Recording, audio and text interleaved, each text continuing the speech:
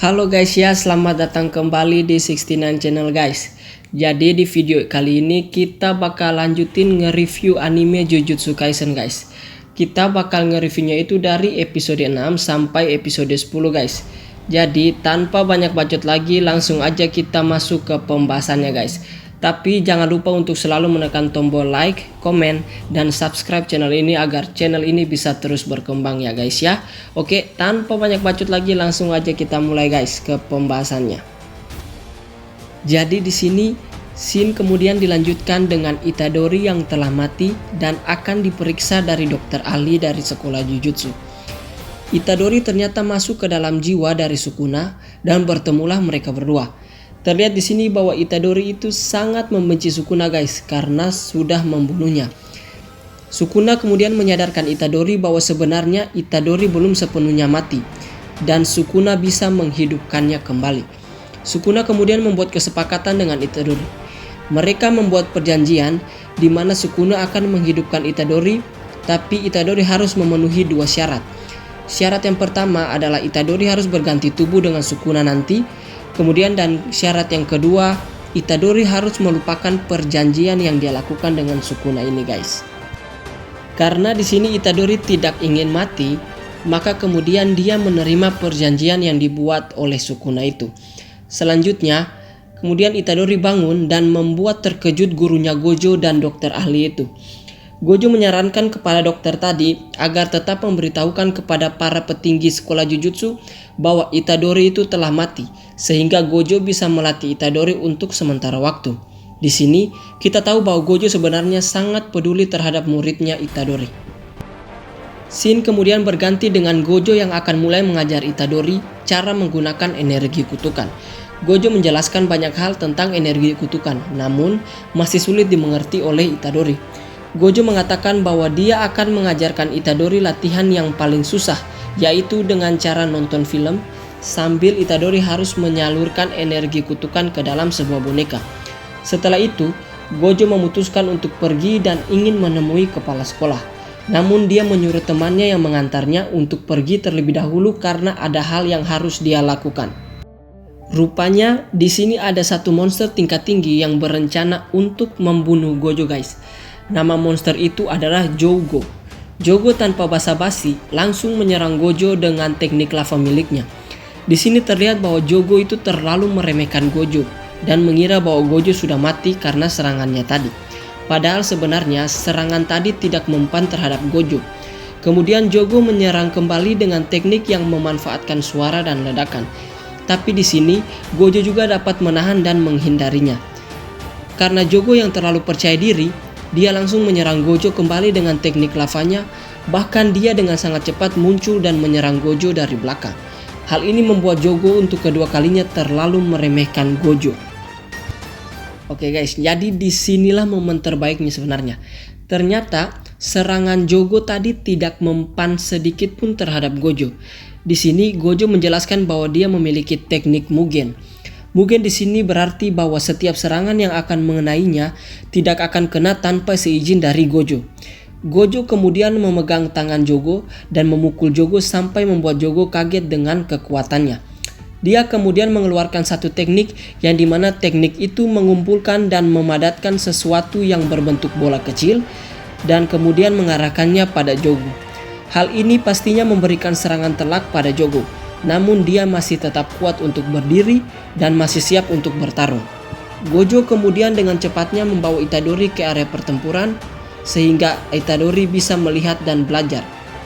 Selanjutnya, Jougo yang terlihat marah karena merasa perbedaan kekuatan mereka cukup jauh, akhirnya memutuskan untuk memakai tingkat teknik tertinggi dari Jujutsu, yaitu perluasan area atau perluasan domain guys.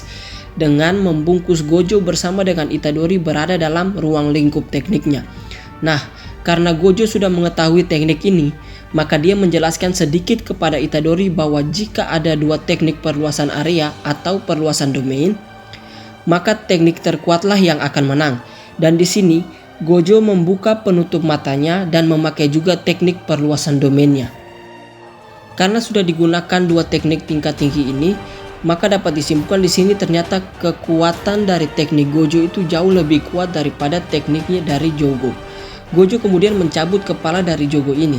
Nah, di sini Gojo berusaha untuk menanyakan siapa yang sudah mengutus dia ke sini untuk menyerangnya.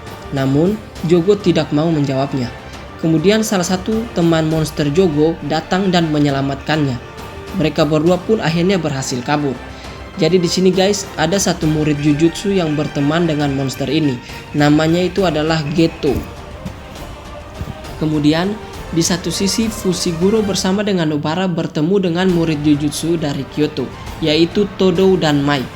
Di sini Todo memiliki keunikan dengan menilai karakter lelaki dari pandangan mereka terhadap perempuan. Karena Fushiguro tidak sesuai dengan harapan Todo, maka di sini Todo langsung memukul Fushiguro karena dianggap orang yang membosankan. Kemudian Nobara yang melihat Fushiguro dipukul ingin mencoba membantu, namun ditahan oleh Mai. Singkat cerita, Todo tidak memberikan kesempatan dan terus menghajar Fushiguro hingga akhirnya datanglah Kak Panda dan Kak Salmon yang mencegah Todo. Pertarungan mereka pun terhenti. Todo kemudian mengajak Mai untuk segera pergi dari situ. Selanjutnya, setelah Itadori sudah cukup ahli dalam mengendalikan energi kutukan, Gojo kemudian menitipkan Itadori untuk kembali belajar dengan temannya yang akan membimbing Itadori, yaitu Nanamin.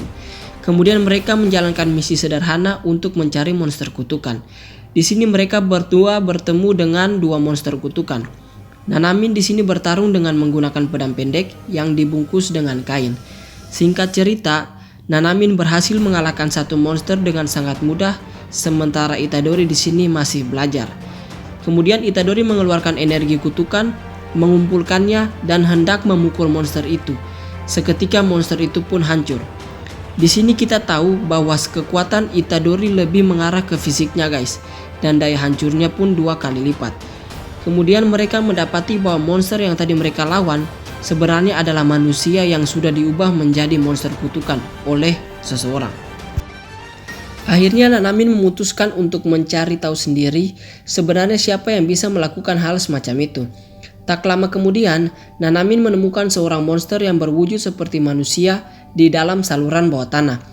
Di sini monster ini mengaku bahwa dialah yang mengubah manusia menjadi monster kutukan, tapi dia hanya bisa merubah bentuk dari jiwa mereka.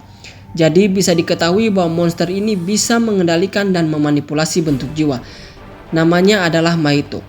Singkat cerita, mereka berdua bertarung dan terjadi pertarungan sengit.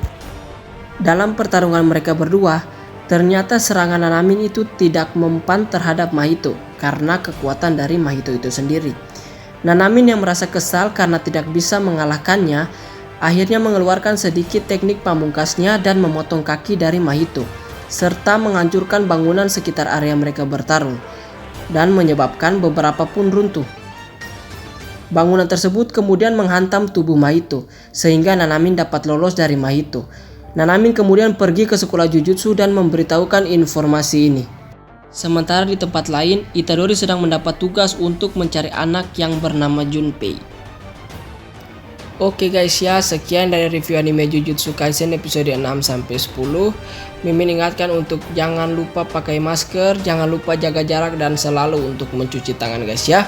Oke, tetap stay safety dan jangan lupa berdoa untuk pandemi ini agar bisa cepat selesai. Makasih guys, bye.